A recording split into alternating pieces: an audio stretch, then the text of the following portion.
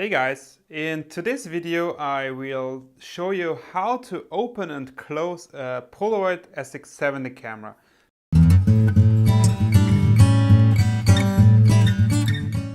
The camera was introduced in 1972 by the Polaroid Corporation.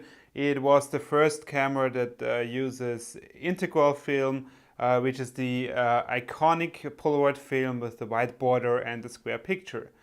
I started shooting instant photos almost 8 years ago, and when I bought my first SX70 camera, it arrived like this, flat.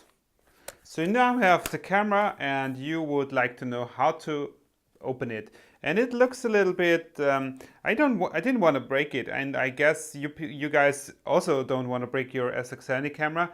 So it may sound like a stupid question, but I think it's a very legitimate question, how to open the thing. So I learned then that the best way is to hold it like this, then on the back here on this part, and push upwards until you hear it click. Then closing the camera, how to close the camera. You do have this metal arm here, and it does have an arrow, so it says push here.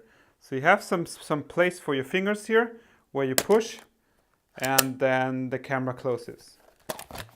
So you push here, it starts folding, and you just press and fold it.